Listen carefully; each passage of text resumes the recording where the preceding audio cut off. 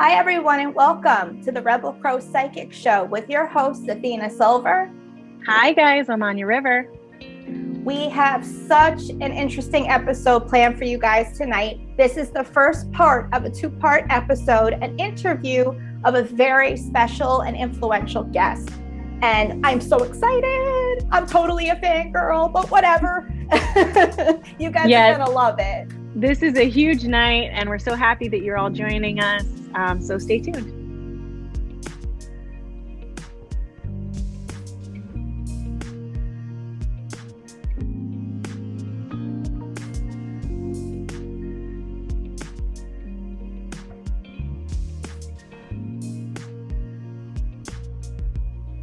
Hi, everybody. Welcome back to the Rebel Crow Psychic Show. We are so excited tonight to introduce author and curandera Erika Buenaflor. Athena, would you like to tell us a little more? Of course. So Erika is one of my favorite teachers. I'm just going to put it out there. We have talked about her before on this podcast. She has been such a huge positive force in my life. So I definitely wanted to have her on. Erika has a master's degree in religious studies with a special focus on Meso-American shamanism, which is awesome. And she's been a practicing curandera for 20 years. So we're so excited to talk to her about one of my truly favorite topics, curanderismo. Welcome, Erika. Thank you so much for having me. Super excited. We're so excited you're here. Oh, for real. I've been looking forward to this all week. So the first thing I have to say is this book, her third book, Energies of the Sun and Moon, came out earlier last summer. And I waited for that book. I knew that book was coming out months ahead of time and was like, I'm buying it. And I just happened to be taking a lot of your classes during that time. And when the book came out, you were so gracious enough to send me a signed copy, and I truly cherish it. And, you know, it's one of my favorite books so far, but I was able and lucky enough to do the classes for this book when you were doing them in real time. And I have to say, like, the classes took this practice to a whole nother level. It was so beautiful, and all of the stuff that came out of it, it truly opened up like a whole nother side of my practice that I never even considered before. So thank you. Thank you. Thank you for your love and support. Thank you. Thank you so much. Of course. So I have to ask, because this question really was with me the whole time in the book. What inspired you to write this book? Many things. You know, it was one of those things that my mentors always had, you know, but do it during this time. Do it during that time. It was always like there was always a recommendation of when I was doing limpias, when I was doing any kind of magical work, any kind of divination. There were always for different things. There was recommendations of what time of the day I should do it for. And, you know, and then I started asking, well, why? You know, what happens if I do it at this time of the day? And is that gonna, you know? And it was telling me some of the stories. You know, they were telling me some of the mythologies, and then that got me very, very curious of like, I wanted to learn more. I wanted to understand more of what were these sacred energies and how they were understood by our ancestors. And how those influences my practice as a curandera, and also my clients who are receiving the healing and the treatments and whatever else they're coming to me for. So it was a combination of different things throughout the years. Yeah, of course. And it's interesting because for me personally, I've always worked with the sun, with the moon, but it never occurred to me to work with the sun, especially the way that you laid it out. It was like revolutionary to my practice. It really was, because it made me look at the sun in a completely different way. And it was just such a good connection. And, you know, it was just so interesting. And the way that you laid it out with the two different cultures and how they both looked at the same principles. It shows so many connections, and just, it was really magical. Thank you. Probably go back for our viewers and give like a good description of what curanderismo is for anybody that might not know.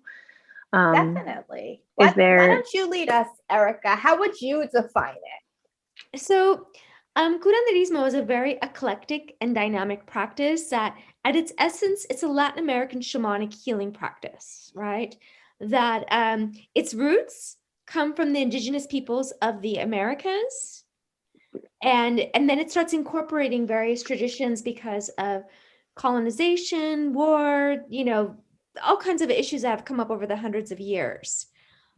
And it incorporates a lot of things also from, Caribbean, African traditions, Judaic tradition, just so many different aspects that it incorporates, but its essence, its roots come from the indigenous peoples of the Americas. You can see a lot of the different ceremonies that were done, that are still being done, elements of it that were done.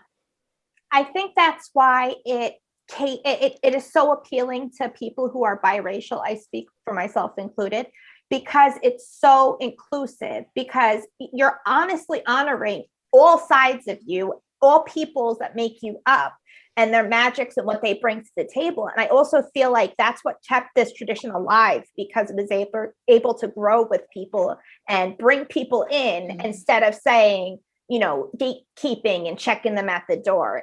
It really brought everybody together. And I noticed that throughout, Latin America, throughout even all of the Americas, that everybody has their own flavor. So we all have something to add from our own, singular cultural perspectives, as well as the collective. So that's why I love it. Absolutely. Absolutely. It's definitely being able to sit and share stories and other traditions and ways of understanding things. That is such an important part of the culture too, the sharing stories and the passing the stories down. I loved how you did that in your book, by the way, like interweaving the cultural aspects and the traditions into this book. Like just the way that it was like almost receiving it like as if it was an oral, like almost like I could imagine my great grandfather telling me that story, because he was very much into he had the tradition of storytelling as a way as well. Yeah, as a way of passing down lineage. So it's really nice the way that you wove that in there. So it's almost like, oh, and here's another story, Yeah. Thank you. Yeah. And it was really helpful to see the color photos of the codices, so that like the way you describe it, I'm a visual person. So to see it, I was like, that's exactly what it looks like, and it was opening to me because, as somebody who's outside of the culture looking in, I see their hieroglyphs and their pictographs, and I'm like, okay, I'm a little lost here. So to have you break it down, it really opened the door on a side of things that, us Westerners don't really consider when we're looking inward. So it was very helpful. And I love that you have them in all your books, honestly. I do have to confess that your first book has a special place in my heart, for a completely unrelated reason. It filled in a lot of gaps that I had carried from my childhood. Our family is from Puerto Rico and the Dominican Republic. And when they came over, they brought parts of the culture and left other parts out.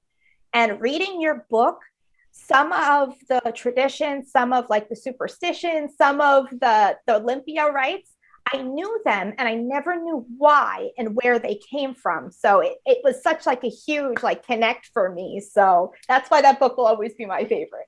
And I thank you for writing it. Thank you. So my next question. Now, every time we do an interview, I do like to throw in a couple of crazy questions. This is the first one. What is the craziest answer your spirit guides have given you for a question that you ask? What is the craziest answer they've given me for a question that I've asked? Yes, like totally out there, did not expect it. You can give us like the cliff notes. You can think about it. One of the most intense things was somebody I felt was stuck. Mm-hmm. And it was somebody who was very quiet and very reserved. Okay. And we had developed a rapport. So she trusted me. She trusted me a lot, but she was still very quiet, very shy. And one of the things that they told me that was that her sexual energies were stuck.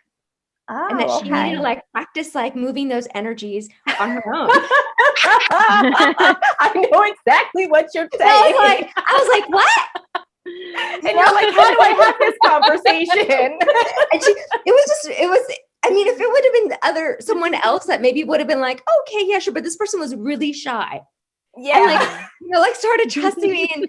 And I just, so that was one of the things of like explaining like to her, like how to move it, like how to breathe it in and how like the things that I was seeing. And it worked though, because afterwards she started like coming into her power and started becoming more vocal and expressing herself, because there were just a lot of things that were stuck there.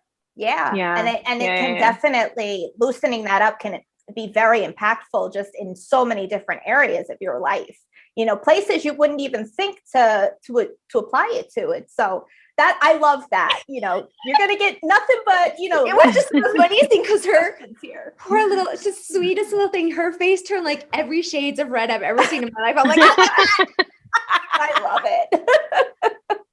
So Anya, do you have a question you want to ask Erika? Because I know you had a couple of good ones. That was such a good one. And I kind of want to stick with that for a minute since you gave me the opportunity. Do you think, so this is like a tail to that question. Do you think that that has to do with like the chakras being misaligned, or do you have anything? Because I've been seeing that a lot lately, and I'm just wondering what your take is on it. Well, for her, it had to do with, and this is of course, no, I haven't mentioned her name or anything, but she had a lot of sexual molestation issues. And she also there was also a rape too. Yeah. As an adult. She shut down. Yeah. So it was just very much like very like closed off, very like guarded. And it was like one of those things of how to love herself again and how to love those areas and her sexual energy, and not seeing as it's something that was going to cause danger to her. Yeah, of course. So it really depends on like, but yeah, I mean, in a sense, and you can definitely think of it that way, because there was definitely a block there for sure, an energy center for sure.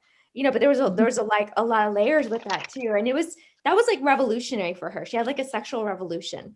That's amazing. Literally. Thank you, Grant. So we got so off topic with our first like 5 minutes, but thank you, Athena, for that amazing icebreaker. Well, that's the thing, y'all know I have ADHD, so we're going to do things crazy, but you're going to get all the information you need. Yeah. So transitioning into a very interesting topic, because this really was very present in your book. And from the second I saw it, I was like, I need to know more. I'm talking about the third gender deities, like I hope I'm pronouncing this right, Xochiquetzal, and how it was how the third deity, the third gender deities were viewed in society, because that right there was just like so interesting, especially now that you're seeing so many people being out and being who they are, and how we are kind of readjusting in society. Yeah, I mean, there's definitely a beautiful renaissance, and that is something definitely that I work a lot with the LGBT community. So that is something that it was believed that, that people that can embody, they were shapeshifters. And in a lot of the performances, I mean, there were different variances of that, in terms of the third gender. I mean, it was just so expansive and so wide in terms of the performance and what it was done for. Because sometimes it was believed that somebody at that time and in their performance could actually embody not just different genders, but also different deities and supernatural beings at the same time, or at different variances, depending on their movements, depending on their dance, depending on, what the ritual was for. And it was something that was a lot more, I mean, it was a fundamental part of the ceremonies. You can take notice of it when you see like the Mexica dancers at different powwows around the country. I was lucky enough 2 summers ago to bring my children for the first time to powwow, because I was helping them connect with their indigenous roots, and just you could visually see the power from their dances. Like you could connect right with it and see it being kicked up as they whirled around, as they made different gestures. It was so powerful. Like I couldn't stop looking at it. Yeah. And it was amazing too, because in those performances, it was also believed that too, that because there were different animating energies that they used during the shape shifting. And I talk a lot about this in my book that's coming up, my fourth book, Animal Medicine, but they used a lot from the Theolia, the heart space. And it was believed that as they were shape shifting and they were dancing, that they were literally emitting that energy out from their sacred heart, emitting that energy to the community. So it was, I mean, they were absolutely a fundamental part, like fundamental actors and performers and shamans in these communities. You can see it even present day. It's beautiful that it's been able to be preserved. Yes. Yes. So now I got to ask you another crazy question. We are herb lovers, gardeners up in here, in New York. We have to ask, what is in your garden? Because you give off gardener vibes. It's more like what isn't in my garden. I hear you. I have different components because I have like a garden, like specifically that's just for limpias. Beautiful. Like to do barridas, to do sweeps. There's sage in there, there's rue, there's lavender, there's 5 different kinds of different sage too. Yes. And there's also geranium, like just different things that I can bundle with, because if a client comes, like I need to get the bundle off right there.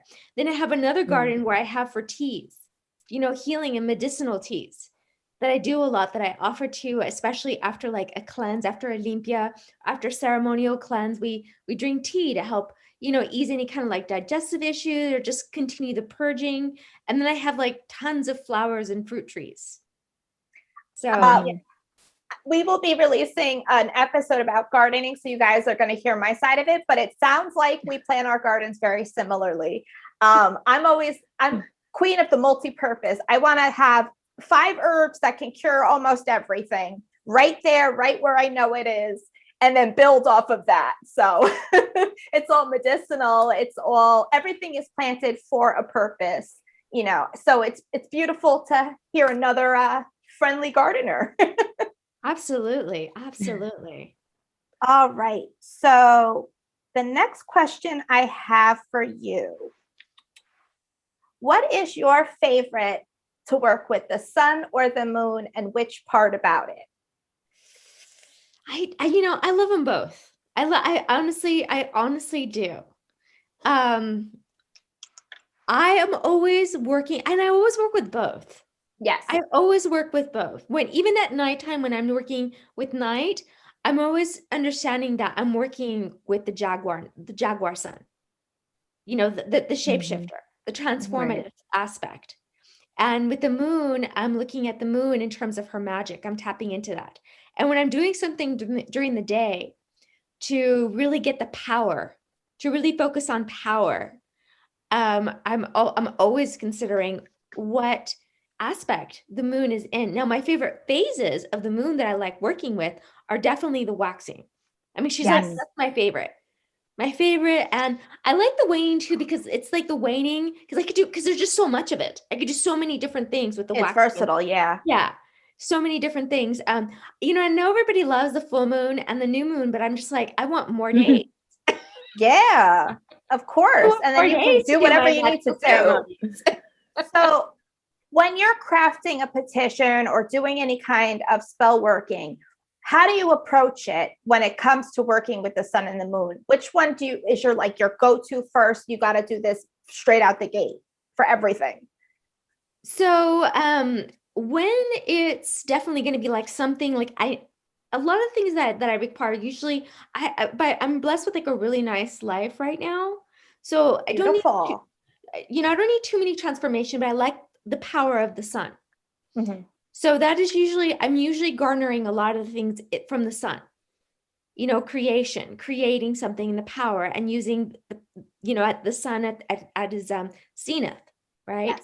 So I do a lot of things during the waxing phase of the moon. I'm always considering that, just because there's like growth, and then there's power, and then there's magical growth. So that's usually what I do. I work usually with like the power of the sun. That's usually my go-to. No, sometimes when like I get like, because every now and then I get like something, there's a little black, or there's something funky in my candles, or there's something. something You got to funky. reconcile that. Something weird like happened with someone or something. It's like, okay, now what? Then I'll work with like the night. I'll work with the waning. I'll work with the more transformative things. I'll work with more of the third gender aspects.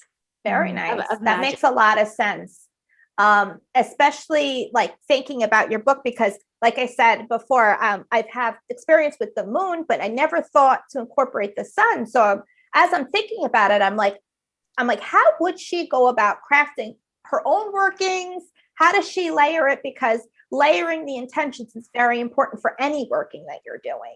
So thank you for that answer. That clears that up for me. I have to ask as well, what is the lesson that you were really trying to convey with the Sun and the Moon Sacred Energies book? Like, what was the thing you were trying to tell us? To, if anything, is that to be aware and to be aware, be more mindful of what time of the day it is, what's going on, like that there's natural magic all around us, just at the time of the day. And there's different understandings of that. And there's different ways to use it in a very practical way, that we don't necessarily have to do various kinds of complicated ceremonies, but we can focus, say mantras and say certain things that will help empower that and utilize those energies from the sun and the moon in a way of treating life as sacred and not disassociating, like, this is my time for meditation. This is the time when I do ceremonies. This is the time when I do work. This is when a time I'm a mom or I'm a dad or I'm this or I'm that, like constantly disassociating ourselves, but like treating it and like interweaving, like really treating it as life being sacred and understanding the sacrality of those different phases of our day and different periods of the day. Yeah. Mission accomplished. Yeah. It definitely came through. I will tell you that. For everyone, we want to thank Erika Buenaflor, Curandera and teacher. Her new book is Sacred Energies of the Sun and the Moon. It's available where you get your spiritual books. Can you tell people how they get a hold of you? They can go to realizeyourbliss.com. And I have their events, I have the books, I have a lot of different things there and different sessions and all kinds of fun stuff. Her classes are awesome, by the way, highly recommended. I speak from experience. Yeah. Well, for all of you, we thank you. I'm Athena Silver. I'm a professional psychic medium, a healer, and a teacher myself. If anybody would like a tarot reading or a mediumship reading, my website is readingswithathenasilver.com. My Instagram is athena.silver. My Facebook is Readings with Athena Silver. And my TikTok is Athena_silver. How about you, Anya? Great. Certified past life hypnotherapist and tarot reader. And you can reach me at Anya River, ANJARIVER, at Facebook and Instagram. We go live every Thursday on YouTube and on all podcasting apps. We put out an episode. So if you want to track us and see what we're up to, make sure you like, subscribe, and follow the Rebel Crow Psychic Show. Have a beautiful night. Bye.